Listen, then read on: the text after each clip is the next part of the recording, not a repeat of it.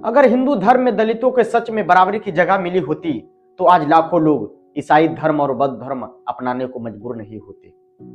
ये आरोप नहीं है दोस्तों, ये एक हक टेस्ट है। हक टेस्ट बहुत सीधा है। जहां इंसान को इंसान समझा जाता है वहां कोई अपनी पहचान नहीं छोड़ता। अब उदाहरण से समझिए, अगर किसी गांव में दलित के मंदिर में बराबरी से पूजा करने दी जाती, अगर उसे पुजारी बनने से ना रोका जाता, अगर उसकी बेटी की शादी जाति देखकर ना तोड़ी जाती, अगर उसके बच्चे को स्कूल में अलग ना बिठाया जाता, तो बताइए वो अपना धर्म क्यों बदलेगा? लोग धर्म शौक से नहीं बदलते, लोग धर्म शौक से नहीं बदलते, लोग धर्म अपना अपमान से बचने के लिए बदलते। डॉक्टर बाबा साहब अंबेडकर ने बौद्ध धर्म इसलिए अपनाया क्योंकि वहां जाति नहीं इंसान देखा गया। आज जब कोई दलित ईसाई या बौद्ध बनता है तो भगवान नहीं बदलता, वो अपमान छोड़ता है।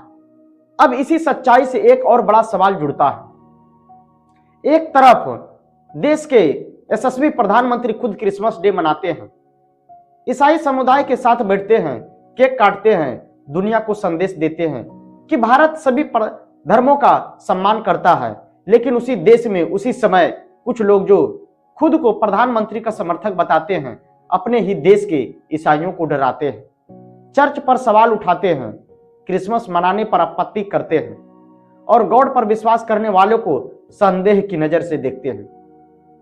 अब जरा ईमानदारी से बताइए, क्या यह सही है? अगर प्रधानमंत्री का क्रिसमस मनाना सही है तो आप ईसाई नागरिक का क्रिसमस मनाना गलत कैसे हो गया? अगर मंच पर सम्मान का संदेश है और जमीन पर डर का माहौल है तो नुकसान किसका होगा? प्रधानमंत्री का नहीं, देश का। यही दोहरारोपण भारत को अंदर से कमजोर और खोखला करता है। अब सवाल यह भी है, क्रिसमस का विरोध और तोड़फोड़ करने से देश मजबूत होगा या कमजोर? जिस समुदाय ने सदियों तक अपमान झेला, अगर उसी समुदाय को आज फिर डराया जाए तो क्या वह खुश होगा या दुखी? इसी तोड़फोड़ से ईसाई समुदाय को सुरक्षा मिलेगी या डर?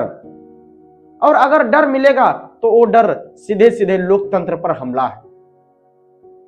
अपने ही देश के नागरिकों को डराना किसी तरह का राष्ट्रवाद नहीं है। अगर राष्ट्रवाद का मतलब डर पैदा करना होता तो फिर संविधान की कोई जरूरत नहीं थी। राष्ट्रवाद का मतलब होता है हर नागरिक को यह भरोसा कि ये देश मेरा है।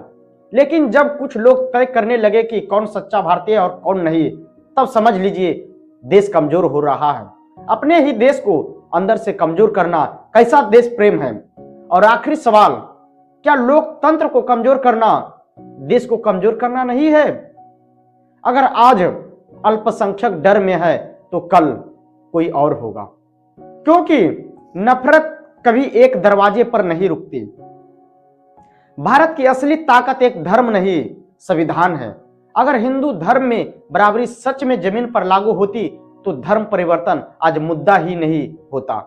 देश डर से नहीं बराबरी से मजबूत होता। और मैं अमर कुमार मांझी सिर्फ इतना कहना चाहता हूं, भारत नफरत से नहीं संविधान से चलेगा।